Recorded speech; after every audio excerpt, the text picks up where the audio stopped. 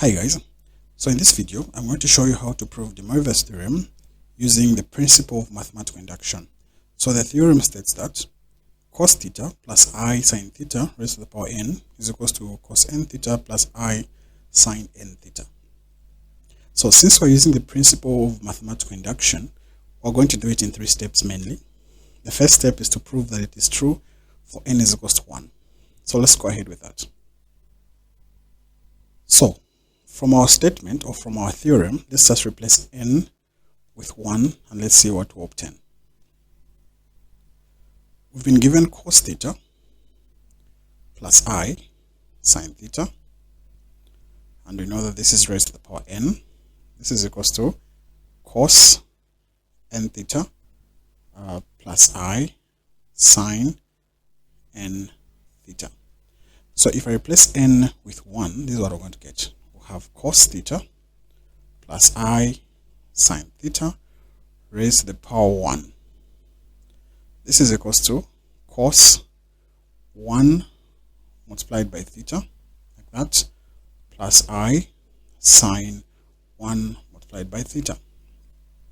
So left hand side, we just have cos theta plus I sin theta.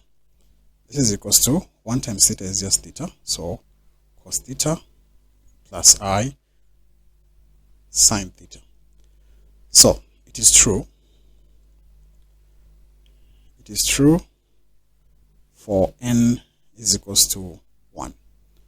Okay, let's go ahead and do step 2. So step 2 is simply the inductive hypothesis, where we just assume that it is true for n is equals to k. So if that's the case, I'm just going to replace in the theorem, I'll replace n with k. So it will look something like this. Cos theta plus I sin theta raised to the power k. This is equals to cos k theta plus I sin k theta. So I have replaced n in the theorem with k. That's just the assumption. So step 3 says we need to prove that it is true for n is equals to k plus 1. So let's start by replacing n with k plus 1 in our theorem. So I'll write it as cos theta plus I sin theta. Now remember, from our theorem, this is raised to the power n, and I'm going to replace n with k plus 1 like this. And this is equals to cos, again, we have n there, so I'll replace that with k plus 1. Like that. Then we have theta plus I sin k plus 1 theta, like that. So this is the statement that we're going to be proving. But to prove this statement, here's how we're going to do it. I'm going to write the left hand side as it is, as cos theta plus I sin theta raised to the power k plus 1. Now we know that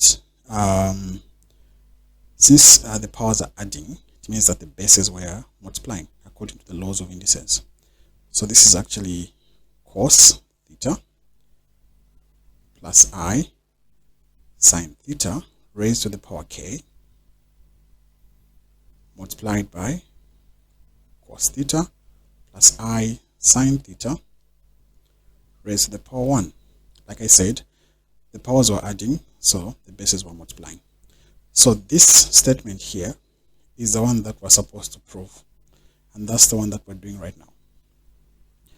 So now, based on this expression that I have, you can clearly see that this part here is the exact parts that we have in the assumption, step 2. So I can just go ahead and replace what we have. So I'll say cos theta I sin theta raised to the power k plus 1 is equals to, so I'll replace this with the assumption, of which the assumption is cos k theta plus I sin k theta.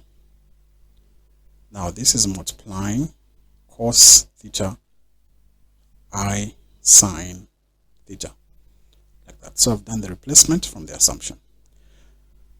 So now cos theta plus I sine theta raised to the power k plus 1, this is equals to, so now I can expand. The cos multiply the cos, the sine, again the cos multiply the sine, just like that. So cos k theta times cos theta will give us cos k theta times cos theta. Cos k theta times I sine theta will give us I cos k theta. Then I have the sine theta. So I sine k theta times cos theta will give us I sine k theta cos theta. And lastly, I sine k theta times I sine theta. First of all, the I and the I will give us a minus. So that will be sine k theta times sine theta. Okay. So let's pick it. Let's pick this up as it is. Let's continue with it on the next page. So this is what we have. Now let's rearrange them. So left hand side as it is, cos theta plus I sine theta raised to the power k plus 1. So I'll get the real part and the imaginary part separately. So I'll start with the real part, which is cos k theta cos theta. So this part here does not have I, so it's real, and this part here is also real. So the other real part is sine k theta sine theta. Okay. Now the remaining part, which is this one with the I and this one with the I, is the imaginary part. So I'll factor out the I like this. So say I, open bracket. So inside the bracket there, we can say sine k theta cos theta plus cos k theta sine theta, like that. Alright, so now let's apply some identities from trigonometry. So the identity we're going to apply here is this one here. So we'll say cos A plus B, sum and difference angles. Cos A plus B is the identity cos A cos B minus sin A sin B. Also, sin A plus B is the identity sin A cos B plus cos A sin B. So these are the identities we're going to use. So now let's understand what is happening. The one for the cos, this is what I have in the real part. So this here cos k theta and sin k theta is as good as cos A and sin A. Cos theta is cos B and sin theta is sin B. So if I apply that identity, then I can write it as cos theta plus I sine theta raised to the power k plus 1. This is equals to.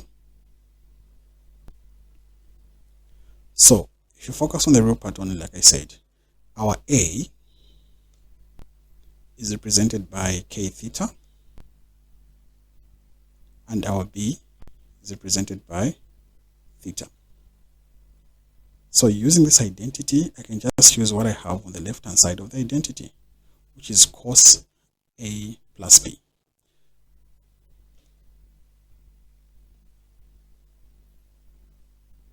So the real part will simply be cos A plus B. But remember, our A is k theta and our B is theta.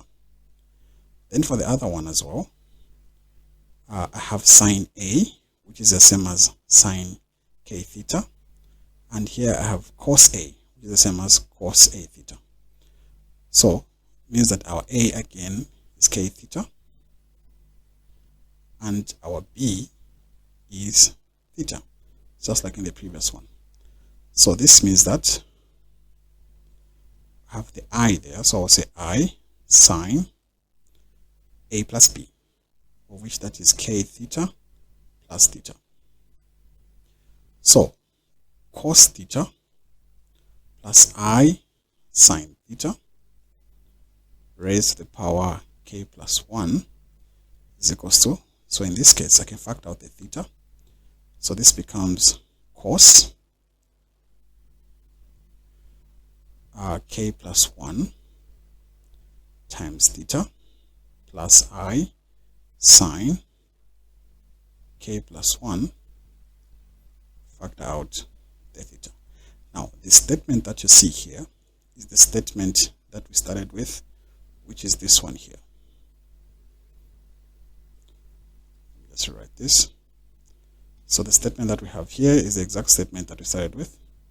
So because we've managed to show that this part here to the power k plus 1 is equal to the other side, then this shows that this is true by the principle of mathematical induction. So therefore,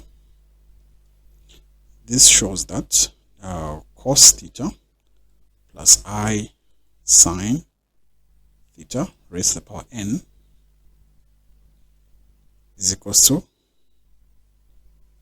cos n theta plus I sine n theta. So this is true by induction.